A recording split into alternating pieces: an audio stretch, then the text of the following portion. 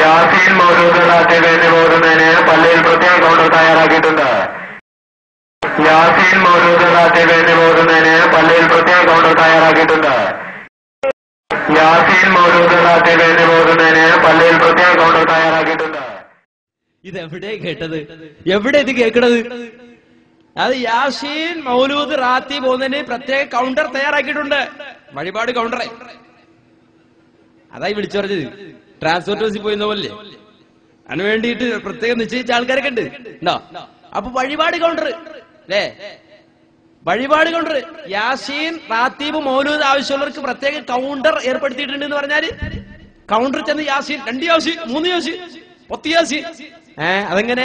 അതൊക്കെ ഓതി സ്റ്റോക്ക് ചെയ്ത് വെച്ചിരിക്കുകയാണ് പൂജാരികൾ എന്നാണ്. കെട്ടാഴ്ച ഓതി കൊടുക്ക. എന്താണ് അള്ളാന്റെ മതാണ് ഈ കാണിക്കണത്? എന്നിട്ട് മുജാഹിദിന് മറുപടി പറയാൻ നടക്കാണല്ലേ നിങ്ങള്? മുജാഹിദിന് മറുപടിയും പറഞ്ഞ് നടക്ക. വല്ലാത്ത തൊലിക്കട്ടിയ സാധുക്കൾക്ക് ഈ മുഴുവൻ കാര്യങ്ങൾക്കും അംഗീകാരം ചെയ്യും.